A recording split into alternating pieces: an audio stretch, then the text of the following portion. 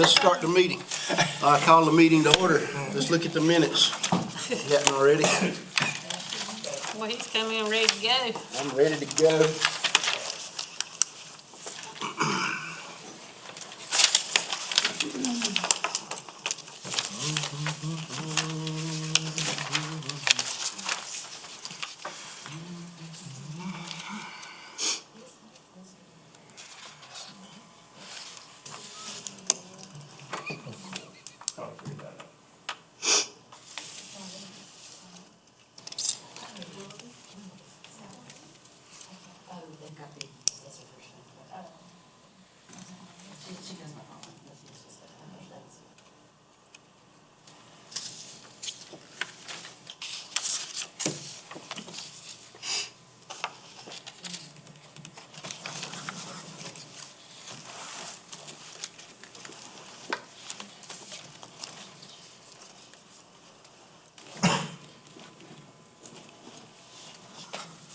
Do I hear a motion to approve the minutes, or do we need to amend them?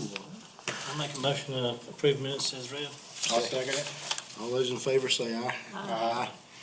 We'd like to welcome Ms. Alexander back. Good to see you, ma'am. Here. Thank you. Appreciate you volunteering to serve. The Food Summit was outstanding. Y'all did a great job. I really enjoyed it, and we'd like to entertain a summation of it if anyone would like to. And some of the feedback that y'all got and pertinent things such as that. Awesome. Well, my name's Amanda Callahan. Mandel and Bright couldn't be here, and Gwen and Ashley are also here from the Food Summit Planning Committee, so y'all just jump in when I miss something or any of that. So the Food Summit was, I think we were really overwhelmed with the success of it. We were not expecting to, quote, sell out the event, and that happened several days before. So we had great participation from lots of new faces, which I think was really exciting. We are just starting to kind of roll in the evaluations from the event. And as evaluations from events are, they're all over the place. They contradict each other. But I think some of the main takeaways from the event have really been that it was informative. A lot of people came from one specific place in the food system. And so really understanding the full spectrum of how a food system works and plays into each other, and just awareness of the other pieces of the food system for a lot of people was a big takeaway. I know for myself, coming from the ag community, really diving deep into some of the other pieces of the food system has been incredibly helpful for me. Big takeaways was really just that education piece and getting to work in those smaller groups. And so, as you guys know, we had a voting process at the end, and the 3 outcomes I'm sure that you're familiar with as we've been posting them, but the 3 voted upon outcomes were the Food Policy Council, sustainable land use in Oconee County, and coordinating farmers markets in the county. So those were the 3 voted upon, top 3. And then beyond that, right behind it, was conducting a food needs assessment, which, is one of the main objectives of most food policy councils. So those 2 kind of really go hand in hand. Anybody remember what was in that? What else was coming right behind it? It was a food hub. Oh yeah, sourcing local products for local restaurants was right there. And then there was one more. Rescuing foods to combat Yes, the insecurity. food waste one, to combat food insecurity was number 6. Well, Rex, there you go. You had it right in front of you, and I didn't even. Yeah, so those were the top 6. Yeah. I actually counted the votes, so. That's right. You were tallying them up. I forgot about that. Food as medicine and processing considerations and decreased use of plastic. So the food assessment I thought would have been higher, but. Me too. I think it falls in with forming Food Policy Council. It does, and that's the nice part. So it fits in really nicely. I think that for a lot of us that have been working on the food summit, the Food Policy Council, we were not sure how people were gonna react to that because of our county, because of, various other endeavors happening. And so I think a lot of us were surprised that that was so high on people's agenda or their interpretation of the event. I think we were a little surprised by that outcome. But I think it also says a lot, so. I think it's great. Yeah. And Rex, you got to attend that breakout session. Yeah, Very good session. yeah. A lot of good ideas. A lot of really good ideas. And Mandolin must have sold it pretty well since it got the second highest number of votes. So. And the first highest vote getter was the farmers markets, and that's something we've been struggling with, how to consolidate or how to bring them together, how to coordinate them. So hopefully that'll give us some emphasis That's right. towards doing that. So yeah, what's coming out of these again is we've got right under 20 people so far signed up. What our objectives are moving forward is to facilitate the beginning of 3 working groups on those 3 initiatives. And so we've asked people to sign up online or get in touch with us to tell us what groups they're interested in working on. And these groups are really just working groups to consider how we might approach these ideas. I know that one of the main outcomes or action items from the farmers market group was to establish a farmers market task force, is what they called it. And so there's a group going to be meeting and talking about some of those ideas. And then the sustainable land use group, their action items weren't really around like formation of a group, but working and speaking with Shay Airy, who was that breakout session leader, as well as some other experts in that area, they definitely were 100% behind the idea of us forming a small, what we're calling kind of a sustainable land use initiative. There's immense need for individuals who are passionate as well as educated about what sustainable land use looks like in Oconee County to be a central group for advocating and organizing at county council, city council meetings, and some really strategic outreach in those areas. And I think that one of the main things that we heard was that it's really important for that group to be grassroots Oconee County citizens and not to be tied to other organizations. And so that was really the impetus of starting an additional initiative group, is to really have it named and be of and for Oconee County and not be tied to another organization.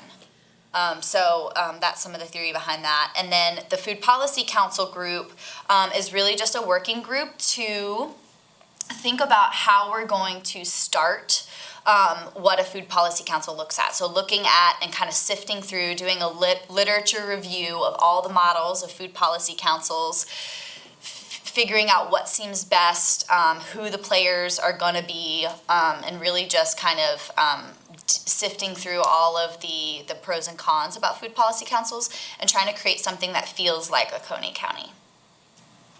So you're gathering the volunteers. Yes. And you've got the groups forming, Yes. and we're here to assist as we can. And I think it's going to be, I know that we view the Ag Advisory Board as an integral part of this process. So, I think that it would be incredibly helpful to have somebody from the Ag Board specifically on the Food Policy Council working group. And I think obviously because of what some of your objectives are, also in the farmers market group as well. I think that is just a wise, obviously there's going to be overlaps in what your objectives are. There's going to be a lot of overlaps with the comprehensive plan and overlaps as to the outcomes of what the food summit, what some of those action items were.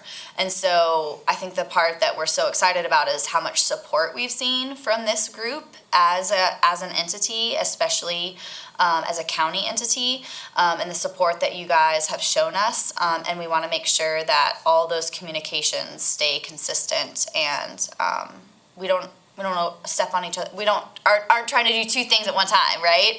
And a waste of everybody's time. So I think that we're really hopeful about moving forward. Right, that's one of the things we identified early on, is just try to pull the members of groups together and get them talking. Pull various groups together, and y'all have done it for us in forming your committee, so that is wonderful. I'm sure we'll have someone on here that wants to serve on your committee, and so that will be great. I pointed out to the council the other night that it's totally coincidental, but pretty much everything that was discussed at the Food Summit is already in the comprehensive plan. Right.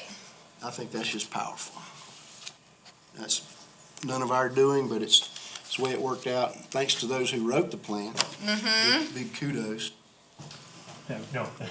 But it was, I think, coincidental, and it's great. Yeah. Serendipitous. If I may, are you looking for someone, for them to make a decision tonight, as far as like being on the council, or not? Okay, just checking.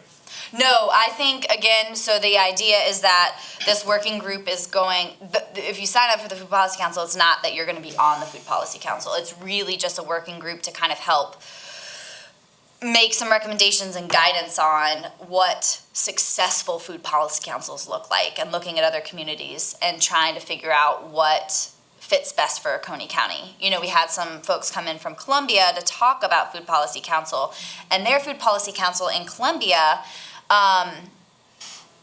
is set up a little bit differently than, you know, and so it's just sifting through those models and figuring out what sits best for Oconee County. So yeah, that makes sense. When will your next food summit, or, Oh, yes, so this is the exciting part. Ashley, do you want to talk about it? that's what I'm looking forward to, Yes. the Yeah. next time we get together and actually Yeah. do some things. Or Yeah. y'all, or whatever. So we're looking at April 19th. Come Yep. up. Miss Ashley did a wonderful job in helping host the summit and planning the summit, as did Miss Debbie. Yeah. And Miss It was a Gwen. group effort for sure. We're looking at April 19th at Chattooga Bell Farm. We're gonna do kind of the first hour of a recap for those who weren't able to attend, and then do a little bit of introduction of the committees that we're looking to form, and then have some appetizers and networking opportunities, and then dive a bit deeper into those committees and have those people who weren't able to attend the summit be able to sign up for those committees as well, and kind of have the first official meeting for these committees. Good, because we don't want to wait too long. I think this is powerful. I think we have some momentum, especially towards the farmer's market. And I think it's just strike while the iron's hot, so. Yes, let's go. exactly. Keep going with this momentum. Yes, ma'am. Did you say a time? I'm sorry. We're thinking 3:30 to 6:30, Okay. or 3 to 6:30. Not finalized yet, but in that time frame. Like I said, that first hour will be a recap, so it's not mandatory everyone attend, but if you want a kind of refresher, please come. But it's mainly for those who weren't able to attend. And then, yeah, because I think some of the feedback was Right. not enough time for networking, so we want to have that opportunity for people to get together and share their knowledge. Yeah, we were already planning a follow-up event, but I think that the feedback, number one, that we heard anecdotally day of, and then also on the evaluations was like, I didn't know who else was in the room, I'm new to this, and so we, as you very well know, tried to pack a whole lot into a short amount of time and make use of everybody's time. So this follow-up meeting really has two goals for those that couldn't attend on a work day, and then for that networking to happen. I really like how y'all picked the top three, identify the top three. That's Yeah. kind of what we have tried to do. And I like the idea that you had a timeline. We're gonna meet soon and not wait forever. So I like that. Y'all, that was a real, well-run meeting. It was a very nice conference. Thank you, Rex. Wouldn't say enough good things about y'all and all the sponsors and everybody that put it on, so May I say something? please do. One thing that I think would be really good to come out of this when you get back together is the committees, and that you kind of, I know the way you did the breakout groups, you had kind of agenda for them to follow as well. One of the things that needs to come out of this is what we want the county, or what you would like for us to ask the county to do, what kind of support, whether it's facilities or hopefully we're gonna get some communication going with some, type, publication type stuff in the newspaper and all that.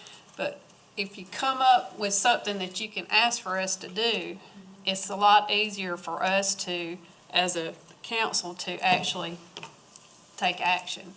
So put that on your, if you could, just like one of the things you'd like to come out of those groups, those working groups, maybe not that day, but that's one of the things you want to come out of it.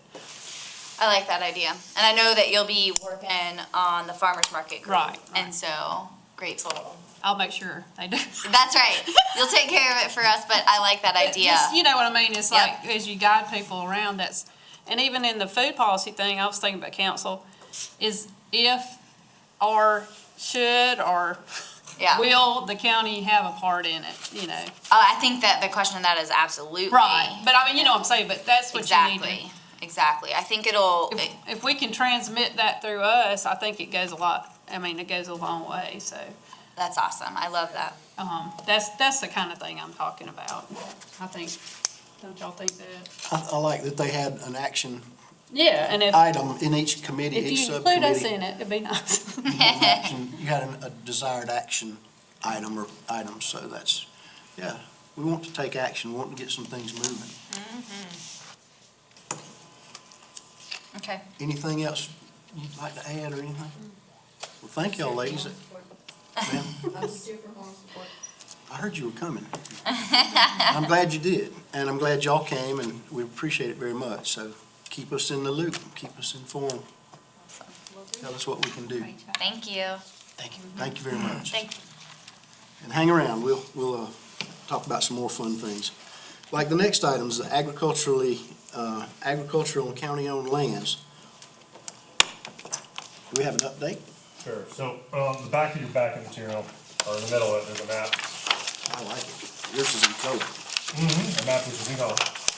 And all the blue blobs are county-owned facilities. And you can pretty much identify what's what, between the rock quarry and the industrial parks and the parks. There's a couple I'm not 100% sure about, but we don't own a whole lot of land, to be quite honest. Vivian and I did have the opportunity to speak with the director of Aglanta. We had a nice about 30-minute phone conversation with him, and he just shared tons of information. And he said one of the key things was to find a group that's already doing something and just kind of throw in. He said a lot of their stuff was done by, the not-for-profits, and they just, they host a website for them. They provide pass-through grants, which is something that counties are good to do. So there's a lot of that, and we seem to have an active group here, which would be, wonderful to model after. But Aglanta is certainly, they sent, Mario, who's the director, sent me a bunch of information, and I'll pass it along to you all as far as links and how they did things. If you all are interested in doing agriculture on county-owned land, we probably should have to figure out is what we have available, like as far as acreage goes, as far as we're not gonna be farming at the airport, probably. Probably we can use the fences for grape arbors. You know what, they're at Atlanta Airport, they have beehives, and they have a compost area, and they also have fish, and they grow greens. There, at the airport. Yes, they do. Is that why there's so much traffic there? I'm surprised Mario didn't tell you that. No, we didn't, maybe Delta, check out Delta's website. It has a lot of information on what they're doing, sustainability wise, and as far as the food that you eat when you go to the airport. A lot of it's grown right there at the airport. Cool. So don't count the airport out. I know, hey, Flat land. I see the More question. time to grow some too. So the question is, what do you all want to do with this? It is part of the comprehensive plan, one of the goals, objectives, and strategies. We do have land. What would you all like to see happen going forward? What would you like to do about it, I suppose? Like you said, the easiest way may be to find a group that's already doing something similar and try to latch into them, or tie in with them. Is it Food Summit folks ring, does that strike a note? Yep. One thing I would want to one thing that they do, I don't know, I'm sure he talked to you about this, they have like they identify the property, and then they have people who like bid on the property, or, they, like, you go to the, and it tells you about it, how big it is, what the soil type is, if it's suitable for raised beds or, whatever. And then different groups will come up with a business plan and decide, what they're planning to do. They have a detailed crop plan. They, like if they're gonna grow food for a farmer's market, or if they're gonna grow food for a homeless shelter, or whatever. And that's kind of how it goes. And like you said, they work with a lot of nonprofits. They're not all nonprofits, I don't think. A lot of communities too will decide they want to grow something just for their community or whatever. Oh, yeah, so the nonprofits, I'm sorry, what I meant was as far as any sort of the trainings they do for people, any sort of the outreach, whether it's for bees or for doing goats or doing gardens or things like that, they just kind of act as a clearinghouse for, you want to grow strawberries? Well, we got our strawberry people right here. They'll be at that lot at 9 a.m. kind of thing. But yeah, they have a lot going on. So we've identified the parcels here. Right. One thing, I mean, if I might, just one thing I was thinking about is if we could come up with maybe identify at least one property, and it'd be nice if we could do one in each district, that we had like a demonstration plot and identified a group maybe in that area that might want to do something for a year or a set season or something like that. Up there where I am, I know that the high school, the charter school does a lot of that kind of stuff, and there might be a property nearby that they might want to do, or something of that nature, or even some of the other schools. But that's what I was thinking about, if we could start that way, just do more like, even if it's one demonstration plot, that would be a good way to start. And if this is not enough or ideal land, the school district certainly has a good bit of land associated with the schools, and so little demo Get them education involved, yeah. plots, that'd be, I think they're already, Valerie's already been working with some schools doing, food, is it food to school or school to food? Food to school. It's a school garden program. Oh, okay, sorry. She's got quite a few schools. I guess my question is in order to have a demonstration plot, you really have to have a goal, what's the goal of the demonstration plot? Right, that's all I wanted to So- have that. Trying to figure out, is it vegetable production, is it fruit production, is it land management, is it, pasture management? We have a lot of cattle farmers, forage management, that kind of stuff. Right. What are the goals behind any kind of demonstration plot that you would put in? I guess that's the question. What is the entire goal of this ask? We put it in the comp plan, we did speak about it. What's the end goal of it? And then maybe we work back from that. I think to have more food production, opportunities for people that maybe don't own property, don't own land.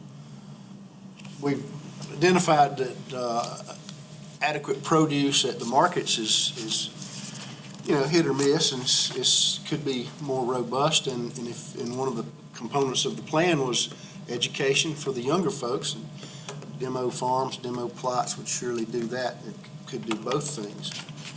Teach the youngsters about whatever it is, the goal, of producing whatever, managing whatever, and then actually producing produce, or fish, or whatever. I think the farm center would be an ideal spot to have an exhibit garden or plot, and everything that's been said here could be placed there. And then it's a central location to start with, to where education, and everything you said, plus you educate children from the school district could come visit this farm that's right there. Would be a great place to have it.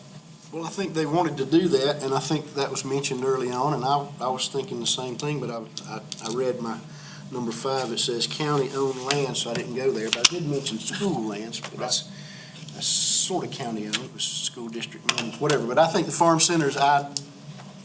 Can I make a comment? Yeah, yeah, yeah, Yes, ma'am. yeah, we want to put you on the spot there.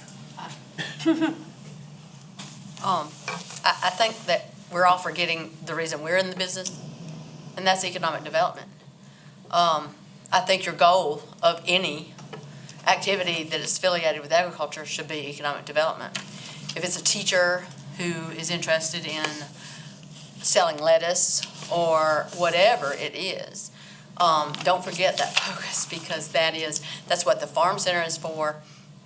It is to keep agriculture as a focus of economic development for all the families and seniors and children and everybody. So Somebody mentioned that to me the other day, because my 3 C's are coordinate, communicate, cooperate, and somebody said, cost. You gotta make it economically viable, or it's gotta be, so thank you, yeah, definitely. I would say one of the things is that Debbie mentioned Mallory facilitates the school garden program. And there's a lot of connections like that I noticed at the food summit. Like they were talking about, there wasn't a lot of time to network and that kind of thing.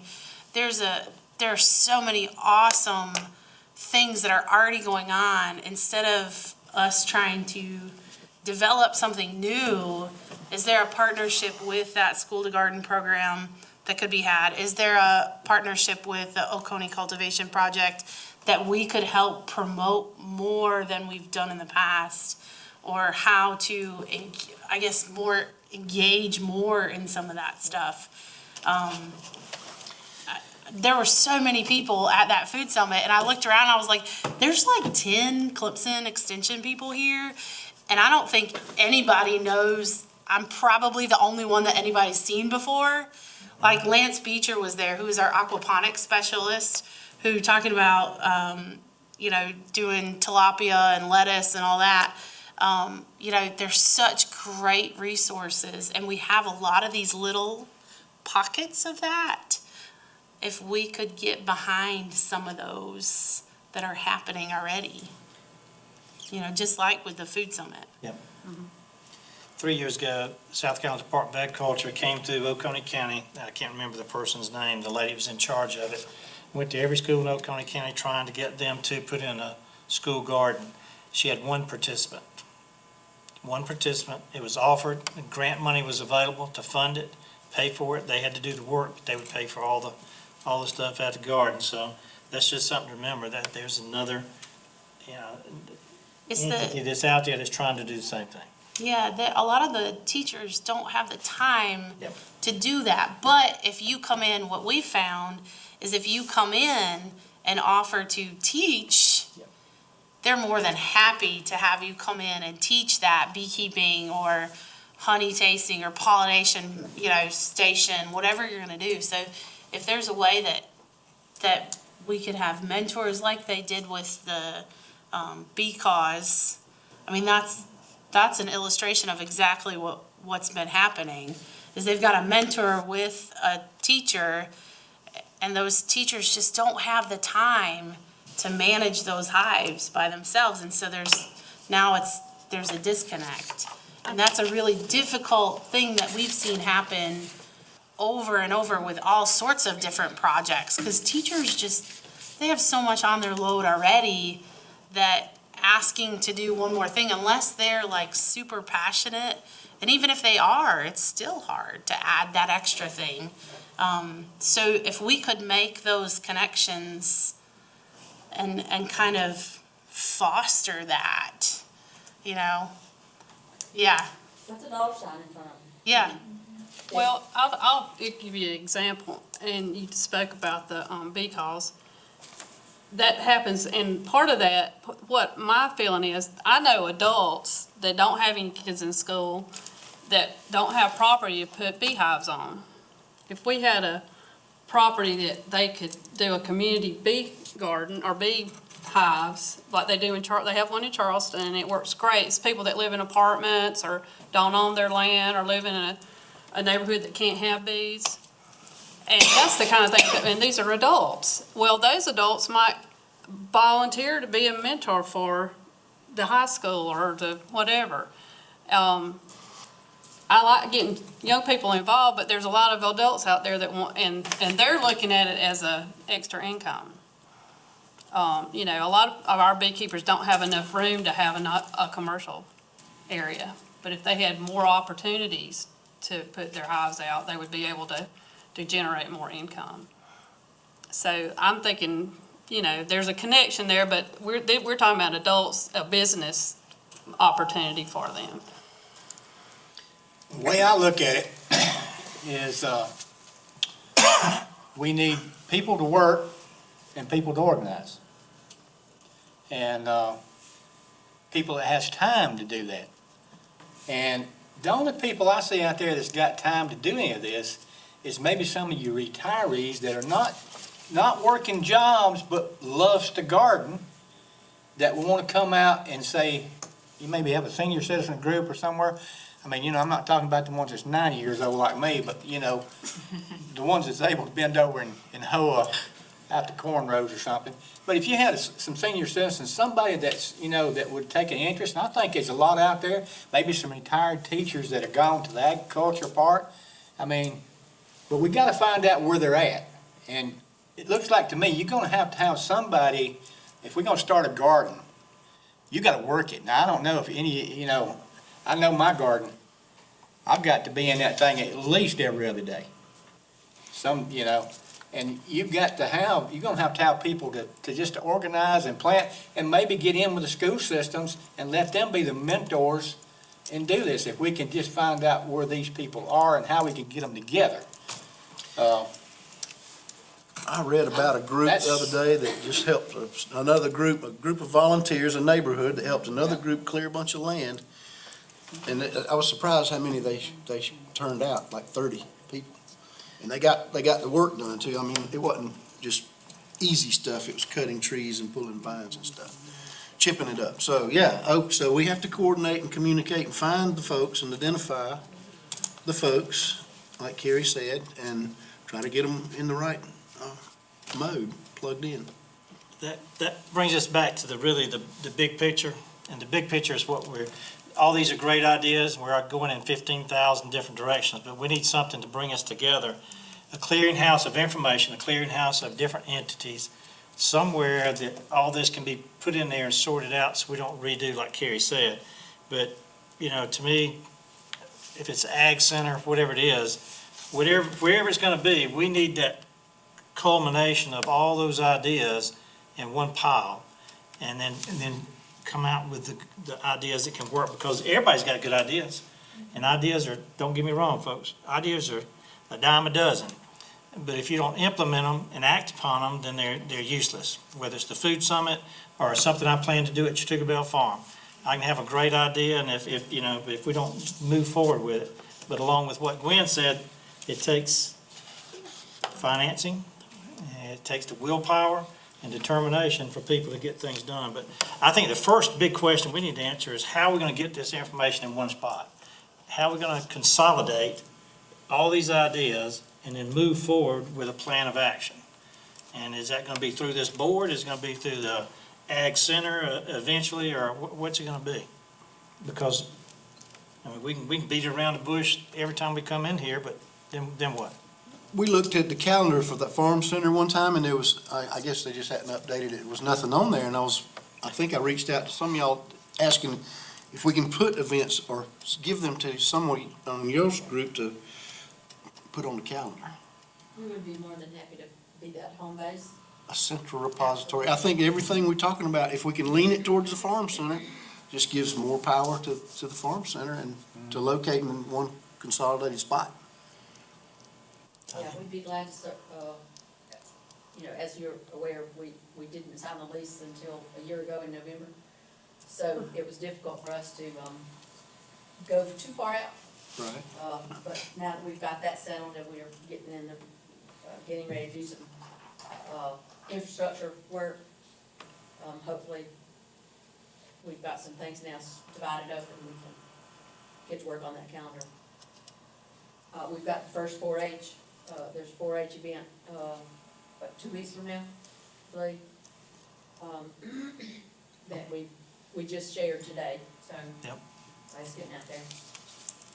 Do you have any other updates you'd like to quickly mention about the farm center, what's going on, or is that pretty much it? You got the 4-H coming, and you divided some Well, tasks? if it quits raining, we'll have, perimeter roads and, we will move the arena. We'll have a new lower driveway installed. It's just gotta quit raining.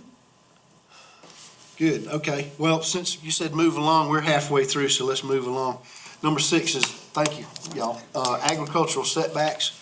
I talked to a member of the Farm Bureau last week, and he said they were going to Columbia to testify in front of a committee. And they gained some good support on that, and they're lobbying for talking up reciprocal setbacks. And so, that was, that, and he gained some support and gained some votes for that. And he said it'll be an ongoing thing, and a lot of the wording people had questions about, and they would tweak it a little bit, but, like, they act like reciprocal was too big a word, so I said, well, just say equal setback, something like that. Anyway, the wording they can tweak a little bit. You have any news on that? The only thing we got out that came through our Farm Bureau news is the one on the setbacks on the, that you're talking about. I think that's what you're talking about, right? Yeah, that's gonna gain and put a lot of, I don't know where they come up with the figures, but they said 600 acres back to the farmers, and I can't figure out where they come up with that on the thing that I got. But, it's gonna give the farmer is not gonna be penalized on setbacks on industrial or residential coming in. They're gonna have to set back just like the farmer does. So, you know, the farmer he don't have to move his grazing fence over now if a house comes in or whatever. And I think this is gonna be a good thing. I've been talking to some of our officials, Senator Alexander, Representative Whitmire, and I've got them all pretty much for this thing if it ever gets there, so. I told them this is gonna be a good thing, and about, retaining farmland. It's not right for the farmer to have to give up his land for a resident or commercial business. That's the way I look at it. That's right. I think this is good. I think it's gonna turn into something. What can we do as a group to support this? Well, so if I may, so I have it up there on your screens. I also gave it to you at the very back of your document. It's highlighted there. I've read this a bunch of times, and it's, it was written by lawyers, so I don't understand it. And no offense to our county attorney, who I can read all of his stuff, and he's wonderful. But I'm just reading this, and does this, I'd like to speak to somebody who's been involved with this. Just as a matter of, you have to, whenever you're writing ordinances, you have to plan for every what if, every eventuality. And I'd certainly like to speak with someone about it, but if you all, do you know who's the driving force behind this? Is it the cattlemen, or is it Farm Bureau? I think Farm Bureau is behind it too, and I think probably it's some other organizations, but I do know Farm Bureau is behind. All right, so maybe I'll reach out to Tim Donald, trying to get my head around. Who wrote the You have bill? the number for Where are the ones that introduced the lobbyists for the sponsors? Farm Bureau. The sponsors wrote there. Yes, Gary Spire. That's the first, it'd be the The other one. No, I see that. Do you know where they're from? Like, I know where, I can see his face, I can't think. I don't know where they're from. The Chalmers. guy that wrote it's from Chalmers. Spartanburg, Kim. Hyatt, What's his last name? Kim. Hyatt's downstate. Hyatt's? Well, I got the one right here that come out with Farm Bureau and what it says, and I can read it to you what they say. Oh, that'd be great. This week, in the House Agriculture Committee took up a piece of legislation that addresses South Carolina Farm Bureau's priority issues of protection from urban sprawl. As South Carolina continues to grow, more and more people are moving into the rural areas. As people move closer to farms, required environmental setbacks limits how a farmer can use his land, which does not, it's a little bit right in here, which does not seem fair when the farmer was there first. H 5306, which is the bill, would eliminate the setbacks from a resident, newly built, or an adjoining property of any established farm. This currently is subject to setbacks. All other required setbacks still apply, which would give the farmer back 600 feet of his land to be used as he sees fit. The House Agriculture Committee voted unanimously to support this bill. So basically what it is, from my understanding, and I'm not a lawyer either, try to figure it out. But, you know, if you've got a farm comes in here and another business comes over, as it stands right now, and if you had a house that moved in here, and he say he built within 20 foot of the line, and, you know, you got the farmer having to, he's putting out fertilizer, I mean, whatever, and, you know, he can come back and right now, he's gotta move over because the setbacks is taken away from the farmland, which what this would do is say, no, this is gonna be in effect. So you built the house there, you knew in effect that you shouldn't have built there, you should have, the setbacks is gonna be back over here. So when he gets his permit, they'll have the setbacks on there, from my understanding. So it's gonna eliminate, it's not gonna give back anything that's already established, but anything new that's coming about. Yep. Does that make any sense, Adam? It does, but just reading this, so if your neighbor isn't taxed ag, like, let's just say I'm sure next to your farm is, if your neighbor is, it's not in agriculture, does this impact it? Says any new residence or structure, That adjoins Adjoins, a farm that is anything adjoins already the farm. assessed, valued and assessed and taxed under provision which it says it's a farm, it's under farm use. So if you're taxed under farm use, you have your farm registered as a farm in Oconee County, somebody can't build, they have to set back 600 feet. That's not what it says. That's not what it says? I don't believe so. No, No. not 600 feet. Well, I mean, so the total, Well, they said there, but I don't think it is can that be what, 600 that's what feet. they're recommending from Farm Bureau? It Well- says if it was a farm. Yeah, Uh-huh. this would give the farmer back 600 feet of his land to be used as he sees fit. I don't see how they come up with that.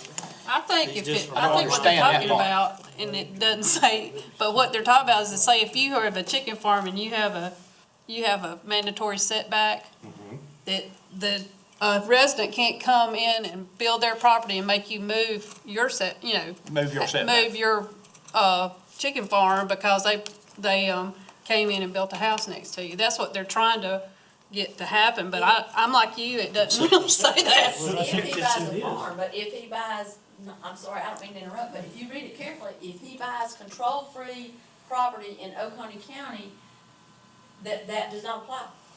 that's, No, it's if- not taxed ag. If it's not in ag. If it's not taxed ag, that's But if correct. it's taxed ag, if somebody If has a it's taxed tax. ag, What it I'm does- saying is that's requiring that if you've got chicken houses, and the adjacent property is gonna build, it had to be farmland for this to apply. That's correct. Right, Right. right, If it was control-free land, it will not apply. right. No, It's it's gotta be not. farm, agriculture. No, it has to be, it's how you're taxed. If you're, I know that. All right, But well, what then- I'm saying is there's two pieces of property.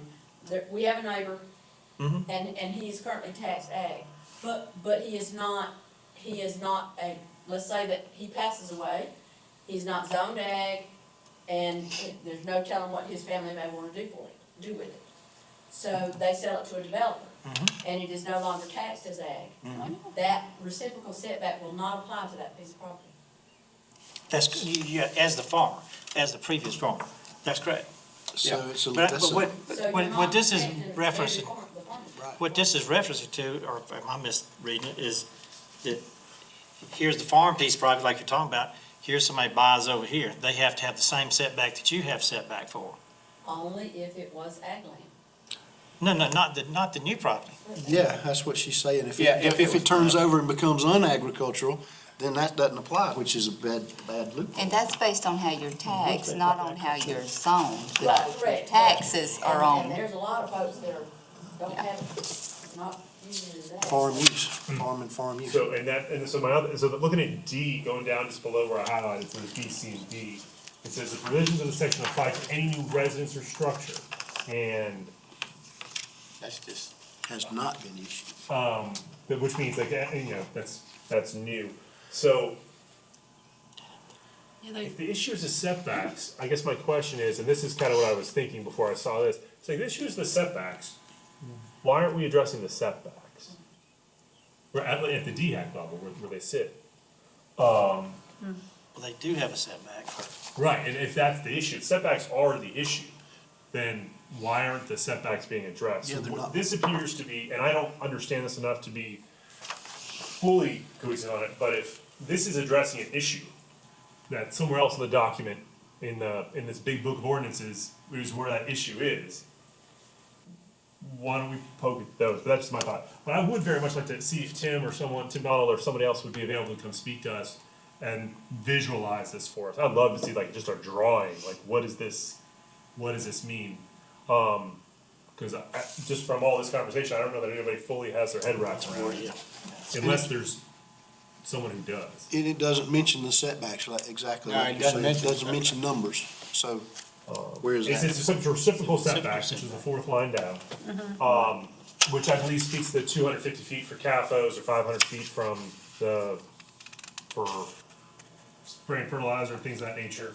I'm not sure where 600 feet came from, maybe there's another kind of CAFO or something that requires a 600-foot setback for something. But if you all get this, understand it, and wish to,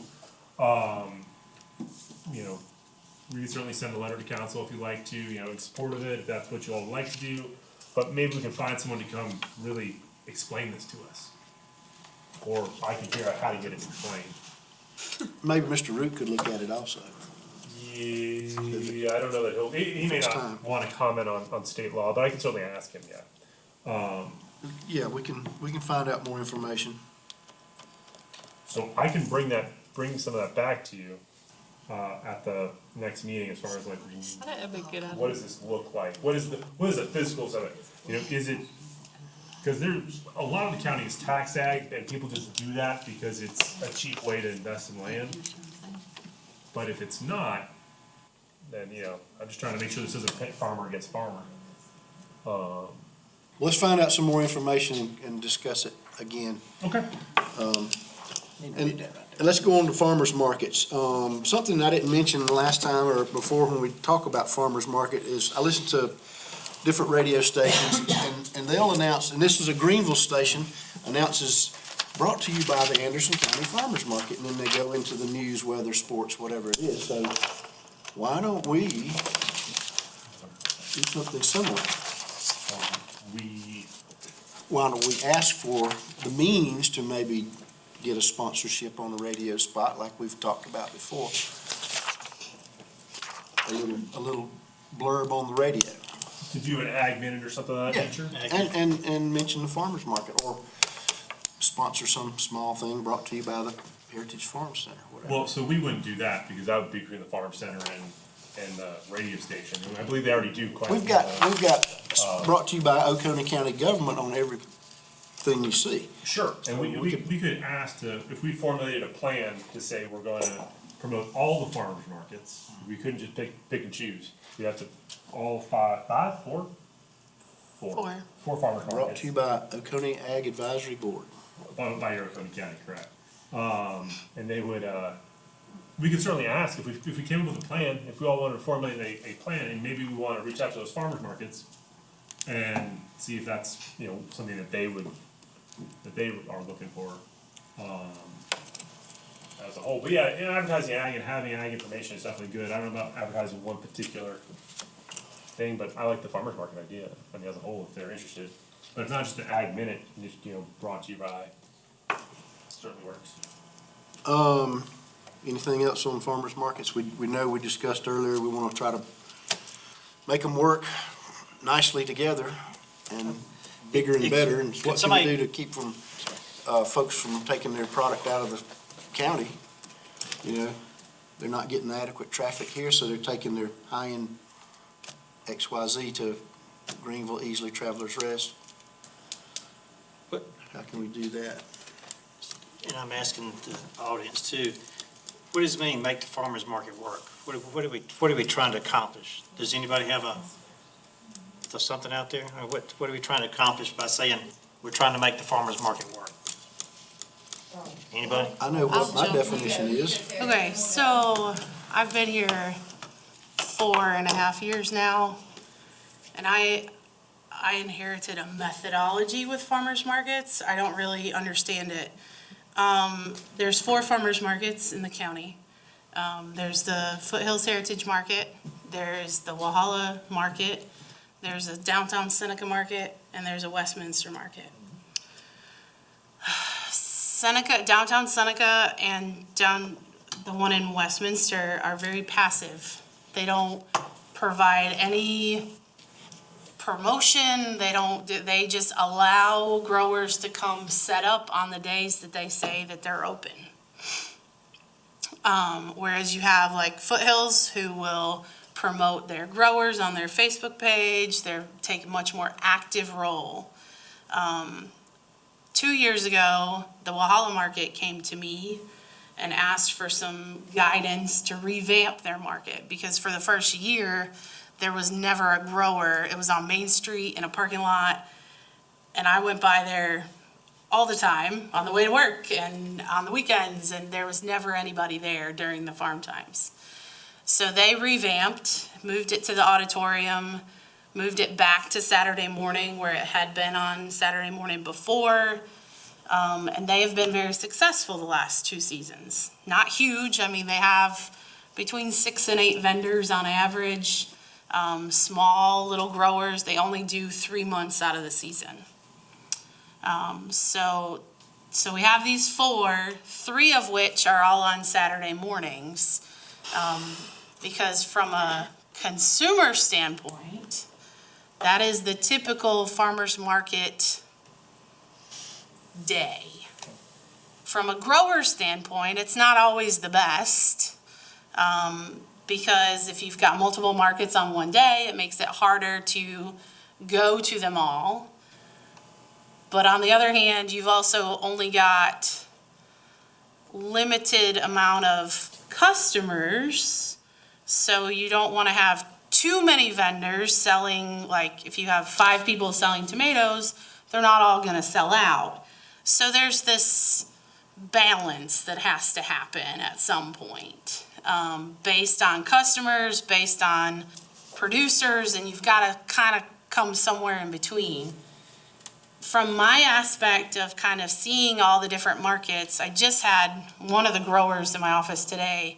She sells in Seneca. She likes downtown Seneca. She's built a customer base over a long period. There's usually only 3 vendors in downtown Seneca, but they have a huge walk-up customer base. That a lot of them have vouchers for the Farmers Market Nutrition Program, and they walk to the farmers market from the surrounding neighborhoods. So I think there's a huge opportunity for promotion of these markets. All of these little markets are doing amazing things, and they serve great purposes.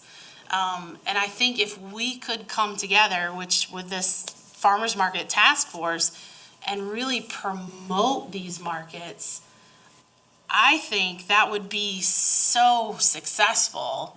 I hear a lot of scuttlebutt about, well, there's 3 markets on one day, they should be on different days, or they should all combine together. But you've got to look at it from the customer side of things too. And that makes that really difficult.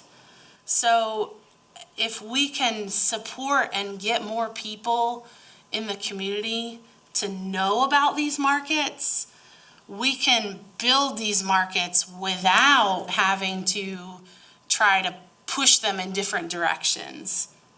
Because I don't know a lot about the Westminster market, just because there's not a lot of growers that go there that I deal with. But I know Seneca the farmers that go there are successful. They're happy with the customers that they have. Walhalla was very successful last year, and the Foothills Market was very successful in this past season. And people are very pleased with what's happening if we can just promote that. So I think doing an Ag Minute and promoting farmers markets, getting Gwen on there to talk about what's coming up at the market, or highlighting a grower that's going to be at the market. Any way to do that. Doing different events at the market. You guys did a lot of different stuff and have done over the years. I know Walhalla tried a little bit last year, but I think they're still too new, or too new in their revamp. But they've been successful. just promoting Seneca. There's a lot of little growers too on the grower side that could get to or benefit from being at a market where they're just selling from their house or from, a smaller site, that they could really benefit from it. But I think we have a very rural county outside of the small city units. And so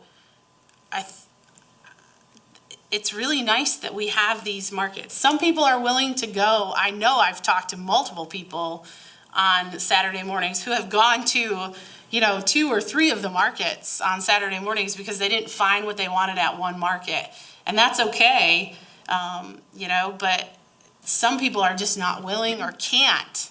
There was a golf cart at the Walhalla Market one day.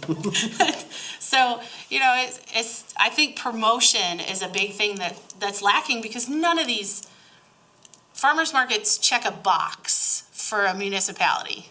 So if you have a farmer's market as the city of Walhalla or the city of Seneca, that checks a box. It looks really nice on paper, it looks great on your website, and you don't really have to do anything to check that box. And so if we can help promote that, I think that's gonna be a huge benefit. That links directly with what I was surprised to learn, that Walhalla and Seneca are food deserts. And the farmer's market in Seneca is a short walk from some other activities where people need food. So I see the beauty in keeping it out there. And then there's benefit to where it's centralized and larger too. So we have the Food Summit Committee that's going to study the farmer's market issue, and they're going to help us figure it out. So we don't have to right now. So we're gonna work together and figure it out, right? So if I may, because we haven't really, there's been nothing really voted upon or motion on. This seems to go back to communication. We've talked about communication as a whole. So if the ag minute is something that you all want to do, you all are gonna have to do something to make that come into fruition. So does somebody want to kind of take up and speak with Carrie, not as Carrie sitting up here as an ex officio member, but, in her role as the farmer's market liaison for some of the people, and speak with Mrs. McPhail as well, and see what their needs are, and then come back here next month and kind of present that as, this is something we can ask for, and this is part of our general, communication. We can't just, someone said advertising is like dieting, you can't just do it once, you have to keep doing it all the time. That's Brandon actually from WGOG, that's why I remember that. So that'd be part of it. We also have that, we also have all the information I gave you all, or the connections that I asked you all to kind of reach out to at the last meeting. I'll get that paper for you, Mrs. Alexander. As part of a cohesive communications plan. If we have that communications plan, then we can look at it, and then we can send it to council, say, hey, can we have a couple grand to go communicate? So if we wanna look at it as a communications as a whole, if that's where we can excel at and get something done at, then certainly, maybe we do that. So is there anybody up here who's willing to, other than you, Ms. Rich, who can do it? Is that what you want? I just had a question. Since the food deserts were mentioned about Seneca and Walhalla, and we're talking about the Ag Minute and the farmer's market, you said a while ago we couldn't just advertise farmer's market, but if it was an Ag Minute brought to you by Oconee County Advisory, Ag Advisory, however you want to say it, but in return, it's information, but it is advertising those farmers markets, just the information as part of communication, that this food, this fresh fruit is available here, here, and here. And it starts May, correct? And you start? Foothills starts in May, and the other 3 markets start June 1st. So typically. it's the summer months. If we come back together next month and have the plan and can get everything together, to ask for council to start it in May to help them Because, and the only way they're gonna grow is if you help them grow. You're not really necessarily just advertising them. You're putting information that is an advertisement out there Yep. to advertise all the farmers market. But they may not realize, the golf carts, that they can get away to the Heritage Market in May and go ahead and start getting some of those fresh fruits and vegetables, which will only help our producers. I think even saying that we have 3 farmers markets on Saturday morning would be a shock to some people. It's- I was speaking of general advertisement for farmers markets, plural, so, I agree, yeah. So we could have mentioned, as long as we mention all of them, that'd be my only concern, if we just wanna say, you know, well, so if we mention all of them, and where they're located, hours, things like that. So who's willing to collect that information, be the contact person for the farmers markets, for this kind of research phase? So in between now, if that's what you all wanna do, in between now and the next meeting, reach out and say, okay, this is what we're thinking about doing, is that, what do you all need, what's special for you all? I can give you all those contacts if you need them. I have a sheet Okay. that goes out to all the That's groups. fine, I have that, yeah. Yeah, that has all the contacts. 'Cause that's updated every year with each of the, Okay, we'll be glad to utilize that. The communication plan. The next item on the agenda is old business. I had it written down there, communications directory.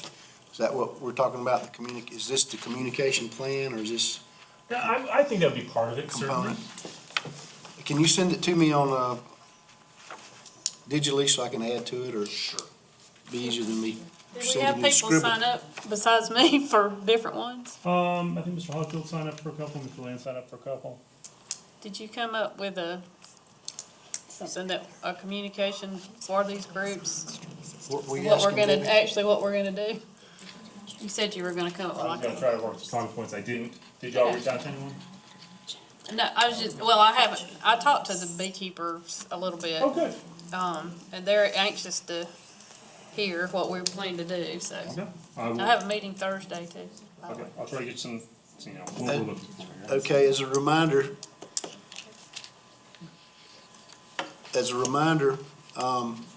we'd like to reach out to 5 or 10 of our local folks and communicate with them and see what they're doing, what's coming up. Get back to us, let's put it on a central repository. Now, moving from that, the beginning farmer directory, is it ready to go? The beginning farmer directory, I haven't seen it in a while, so. So Dr. Gray was working on it, so she's not here tonight, so I'm unsure. I think it was pretty far along so that we might could post it somewhere. I've never, Can we- I saw a copy one time, I think, but I wasn't making it, that It was looked, Dr. Gray. it looked pretty complete. That's what I'm getting at. Can we post it? Can we go ahead and kind He of has it, check that? I don't have it. if he could get it from Dr. Gray. Okay. Yeah, it was Dr. Gray was the last person, and she showed me some of it, but I've never, like, had it. Like, we've never, and you all have never looked through it as a board. Okay. All right. That and other information, when we get something final, can we post it on the county website? We get something, we like a product that's ready to go, whether it's the directory or the farmer program, can we? Yeah, sure, I mean, I don't have, I mean, I'll certainly ask, but I don't feel there's an issue with that. I just haven't, we've never received it. Okay. And likewise, the farm center, we can post things up there, directory-wise or communication-wise, or dates of events. You already said that was good. Dates are good. Upcoming agriculture events would be the perfect place at the Farm Center website. I mean, is that what you're talking about, or something else in addition to? That's one of 3 things I'm thinking about, yeah. We're trying to get some things accomplished and posted pretty soon.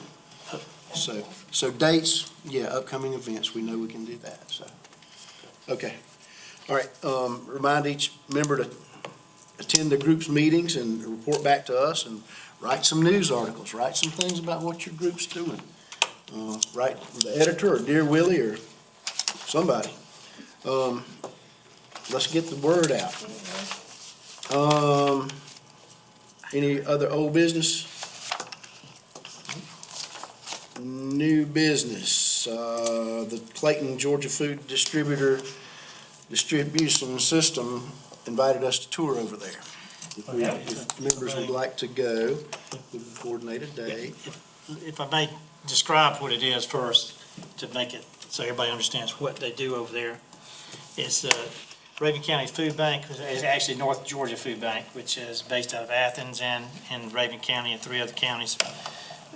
We were talking about the Ag Center. This is half of the entire Ag Center is right there in Clayton, Georgia. They have a food bank.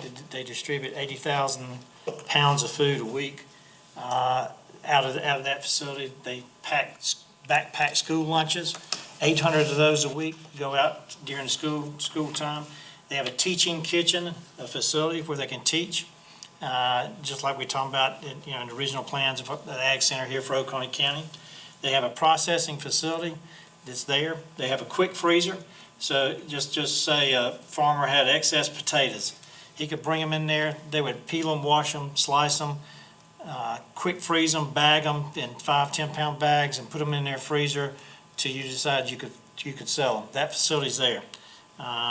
They also have another canning kitchen that's in addition to what that I just described, that you can rent out per hour, and it's only $25 an hour. So if it's a certified kitchen through their DHEC of Georgia. So that's right there at the facility that you can rent as a farmer. And so this is all right there at that one facility. That's half of our Ag Center that we've been talking about for years in that one facility. If you had an arena, coliseum, fairgrounds, camping, bam, that's the Ag Center. Pretty much, that we've been talking about for years. So a wonderful guy over there in charge of it. And Ashley and I took a tour about 3 weeks ago through the facility when we were delivering apples one day. But I think it'd be very beneficial for the board to go and tour the facility over there. It's so close, and it's doing half of everything we want to do at Ag Center eventually someday. Can we propose some dates and let people pick what suits them and maybe go? So, I mean, yeah, of course, do we have, did they tell you? He said, they're open from about 9 to 3 is the best for them. It's going to be during the week, Monday through Friday. So if I may, so I could reach out to him and ask for bank times, and I can send out a little doodle poll to y'all and say what's a group of times that works for y'all Right. when unless you all know that you have some time available, and if it is from 9 to 3 anytime, we can certainly just do that. It'll need to be as a group. Where's that located at? It's right there at the old Bilo in Clayton, right there at the covered bridge. Yeah. Most people don't even know it's there. I didn't know it was there. That's I'm what I'm over all saying, the you go time. through all the time. But you wouldn't believe the facility, I mean, it's really state-of-the-art. They rent the cooler out, you can rent cooler space if you're a farmer, you can rent freezer space if you're a farmer. Looks neat. How close is that to Raven County, the actual Raven County, the other half of the farm center? The other half of the farm market's They're on 5 each miles end? away, 5 miles away. 5 miles apart to the arena over there. I really think if we're going, it would be beneficial Okay. if the more people that could see both, if we're gonna make the trip. That way, the only difference would be Oconee's would be under one roof, so to speak, one property, and theirs is on 2 separate ones. But I think it may, if people could see it, then it would help gain more support all the Sure. way around. Anyway, I would like for us to go visit it. I would like if at all to see it. possible, and within the next 30 days. That's completely doable. If that's I'd what like we to see need, it. what we need to do. Yeah, it's not far from my house. So I will reach out to the gentleman tomorrow just to kind of see if there's better times or worse times. And then I'll send y'all a little doodle poll, I'll email it to you, and it'll give you those times. You just kind of click on it and say, this is a good time, this is a bad time. And whenever it lines up, we'll say, okay, this is that date and time. Okay. I probably can't provide transportation, so That's all right. everyone will have to. He's got a van. We'll, Let's go on, let's do that. Let's go do it. okay. And, okay. And what they sponsored by, is that sponsored by the state? No, it's a private 501c3. Ms. Kim? I was just saying, and do y'all want to try to, I mean, I know I've seen it, but do y'all want to try to see the other, Oh, yeah. that's there? It's on, I was just looking where it's out on the map, like, when it said it's about 5 miles, Just isn't never- it? Yeah, but just need to get I permission. heard a lot of people were passing through Oconee County recently to get to that center Yep. Yes. last weekend. I saw a lot of trailers on the road. Yes, they were. So let's go see it. All right, let's move on. We mentioned Right to Farm Act and the ag component. That's kind of old, kind of new business. That's something we'd like to entertain. It was It's mentioned. already, it is included in the comprehensive It's in plan. there, okay. All right, and it was mentioned to post the master plan of the farm center here so we can look at it each time we meet. The farm center master plan, can we have a copy so we can look at it? Or have it scanned, we can have it on a Where screen. we, yeah, scan it and look at it and keep thinking Okay, about so it. get the plan from, Yes, ma'am. Yes, okay, all right. yeah, we want it visual. We were just talking comprehensive plan, now I'm like, I'm all confused here. Yeah, I'm sorry, the Yeah. farm center master plan, so we can look at it and keep punching at it. All right, last thing I want to talk about is, great fruit grower meeting last Thursday, Carrie, there's greater than 30 people attended, had some expertise, talking about disease and insects and all kind of problems that fruit growers persist with, so, good meeting. Anything else? Carrie? I'm gonna plug, Salem branch of the library asked me to come do a vegetable gardening container class. It's on March 31st at 2:00. Cool. You just call the Salem branch of the library. It's Dan Polk is who organizes it. I saw that in the paper. You talking about container, she wrote a nice article about container plants and the variety and the broadness of that, growing in containers. So, I do a class for him every few months or so. and you can grow a lot of vegetables in a small area. Yep. So, is there something you want to talk about there, Adam?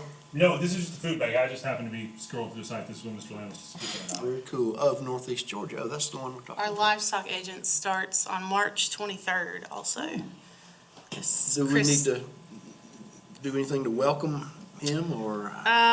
We are planning to host an ice cream social, but those plans are currently stalled due to the coronavirus. And they're also hosting, this Oconee County Cattlemen's is hosting a fundraiser. Fish fry. Fish fry. Yep, fish fry, we gotta put that on 21st there. of March. 21st. They have a meeting about pasture utilization. A gentleman from Texas is coming up, and then it happens to also be the same day as the 4-H Coggins event at the Farm Center fundraiser.